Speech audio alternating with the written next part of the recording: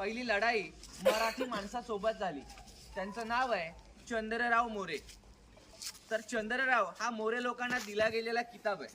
त्याच्यामध्ये यशवंतराव मोरे, दौलतराव मोरे, हनुमंतराव मोरे, शंकरराव मोरे, सूर्यराव मोरे, भिकाजीराव मोरे ही सगळी लोक काम करायची.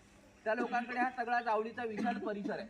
म्हणजे सातारचा सज्जनगड आहे, रायगडची काळ नदी, वाई शिवतरगड, कोकणातल्या खेडपासून पुण्याच्या भोरपर्यंत हा सगळा एरिया म्हणजे जावळी.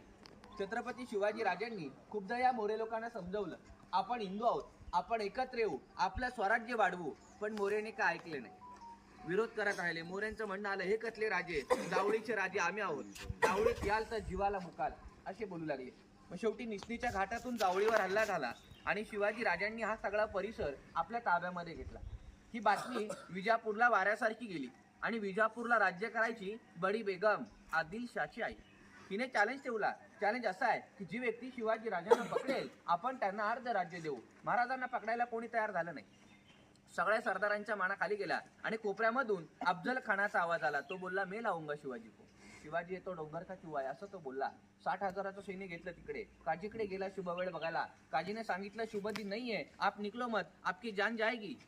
त्यानं त्याच्या काजीला मारलं, पण खान थांबला नाही. त्यानं विजापूर सोडला आणि त्याच्यानंतर तिथून थेट तो अफजलपूर गावामध्ये गेला. अफजलपूर गावात त्याच्या बायकांनी विरोध केला, पण हा तर राक्षसी प्रवृत्तीचा माणूस होता. त्याने 60 बायकांना विहिरीमध्ये ढकललं.